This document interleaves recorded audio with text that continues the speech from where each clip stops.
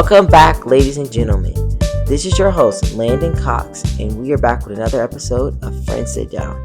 And I am here with Jordyn Miller Knuckles, your co-host, and we will be talking about on today's episode coaches, and how they affect student athletes' mental health. All right, guys, you already know what time it is. It's promotion time. So, ladies and gentlemen, the University of St. Mary track and field and cross country team will be having a home track meet this weekend, March 21st and March 22nd. Cross country will perform on March 21st at 6 p.m. and the men's sprint and women's side and hurdle side and jumps will be held on Saturday, March 22nd at 3 p.m. Please come out, support your Spires, and cheer them on because we don't have a lot of home meets. All right, ladies and gentlemen, let's get into our first topic of coaches. So I feel like we should go positive and then negative and kind of like pros and cons. So first we can say, like, with coaches, I honestly, on a basis, let's just say like this. Do you agree with this, Jordyn? The statement. Do you think coaches make or break the program in the athlete? I want to say they definitely do make or break the program, but when it comes to the athlete, I think every athlete is different. So when dealing with different athletes, every athlete needs a different kind of coach. So sometimes for what might work for one athlete might not work for another athlete. Having one type of coach might not work for one athlete, but it might work for another athlete. So I do think it helps. It depends on the program, but it definitely doesn't depend. It doesn't like matter for what athletes. It really just depends.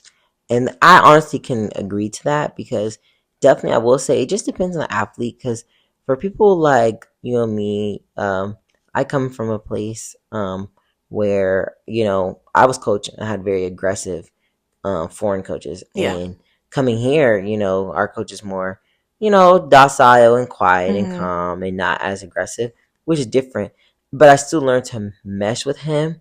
But I still think, like you just said, it just depends on the person and the coach and how well they mesh and how they like get along. And that's when I'll say like we can get into the positives because like I feel like if you have a good relationship with your coach, of course, it's gonna take you there because you're around that individual, a leader, the person that's basically taking you to where you want to get to in your athletic career. And, whether it stops in college or it goes on to the professional level, that's the person that's molding you out of high school and you're around them every day. So if you have a positive relationship with them, it's just only going to make things a lot better for you in your, athletics. Now, like, would you say like you've had experiences with coaches that weren't for you, experiences with coaches that were for you, and like how was that? Okay, I can say I've been running track for a minute. I've been running track since I was like 7 years old. My first coaches they started off pretty well, and then we ran into some rifts to the point where I had to take a break from track and field. And then I decided to come back, and I ended up running into a coach that wasn't the best for me. Not simply because he was like a bad person or anything, because actually outside of track, like I was invited to like things where like they would hang out and stuff, but this is my first AU team since I left my first one. And it was just a sense of like him not believing in me and him like just categorizing me because he felt like he didn't see the potential in what I said I could and cannot do. So that was really the main thing. How about you? Like, have you ever had an issue like that or anything? I don't think I've ever had any issues with any coaches, but I do think getting used to different coaches was definitely like a thing for me. In high school, for like the first 2 years of me running track, I've had a coach like the one I have now, a little more timid. He wasn't like as outgoing or pushing on things that you didn't want to do. But like my senior year of track, we got a new coach and she was a lot louder, a lot aggressive. And I wouldn't say my experience with her was worse, but it was a lot better because she pushed me to do better and to want to be better and to see a lot for me that maybe I didn't see for myself because my other coach maybe wasn't, putting that into my head. So it wasn't majorly like a bad experience. It was a better experience, even though she was a lot more aggressive than what I was used to. Honestly, that's really good to hear. Like I said, I feel like it's good for people, athletes in general, to have different types of coaches because it only helps in the long run basically, I can say, and in an aspect, I was going to kind of note that, like you said, like our coach is kind of very timid and, like laid back versus other coaches, same thing. That's when I can say, like, what brings, like, I won't say negative, but I'll kind of ask if you agree with this. Mm-hmm. Do you think athletes need a personal relationship? Not too personal, but do you think they need a personal, kind of sort of close relationship to the coach? I definitely think that is something that is needed because at the end of the day, we spend about 6 hours with our coaches per day, and that's even more on meet days or more on like game days or anything like that. We spend so much time with those people. We should know more about them. We should be able to come to them when we have concerns. We should be able to talk to them and communicate with them. So I definitely do think we should be able to have deeper connections with our coaches. Maybe not too personal, like on too personal a level, but in a way where we're able to feel comfortable in an environment where we can go to them or just talk to them in general. Because if you're around people that you don't feel comfortable with, you aren't going to perform as well because, I mean, you aren't being fed good energy into. And honestly, I can't really say too much after that because you basically said everything I wanted to say. Basically, like that's what I'm saying. Like, if you're an athlete out there and you're struggling with this, and you just feel like it's just not working, also do not be afraid to speak up for yourself. Yes.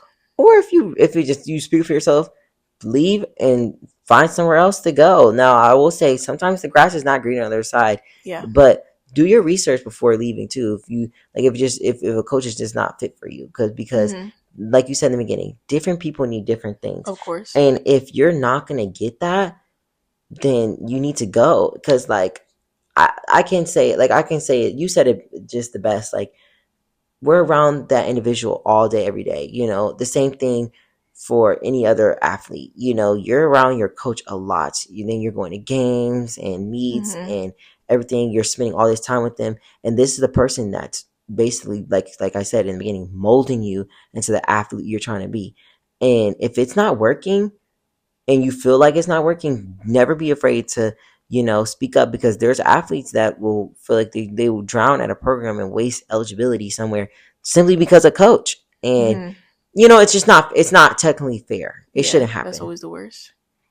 And I'll kind of like segue into like, basically when you think of a coach for an athlete, how do you think the athlete should respond if they do have an issue with the coach? Like, how should they go about that? I definitely think it's firstly, evaluating your emotions. Why do I feel like this? Or, maybe it's something that I'm doing. Maybe it's not the coaches. And if you feel like it goes beyond yourself, then I think you definitely should talk to your coaches, not through text, not through a call. I definitely think you should go sit in their office, mark this as a serious conversation. Hey, I'm coming to you seriously. I have some things today in a nice, calm tone. And if after that conversation you feel like things aren't resolved, then that's when you go to the higher step of, hey, like, I just don't feel comfortable here, because it's nothing wrong to say I'm not comfortable here. Right. I feel like I just need somebody that's a better fit for me. And any coach, who wants the best interest for you or anything, like, they will tell you, like, it's okay, you can go. Like, I'm not mad or anything. There are coaches out there that will get a little bit upset. Right. But at the end of the day, you have to be at a school, you have to be at a program, and you have to do what's best for you. Exactly. And my biggest thing is, my pet peeve, if you feel like you can't have a verbal face-to-face conversation Mm-hmm. with a coach, that's already, the biggest indicator to you that it's time for you to leave. All right, guys, promotion time. The University of St. Mary is currently open for new electoral spots. On March 17th and 18th, you can vote who you want to fill in these spots. Voting is online, or 8 a.m. to 11 p.m. in the KLC and 11 a.m. to 1 p.m. in the cafeteria. All right, ladies and gentlemen, I hope we could have gave you enough to understand where we are coming from when it comes to coaching in athletes in college, and how Mm-hmm. it can affect your mental health.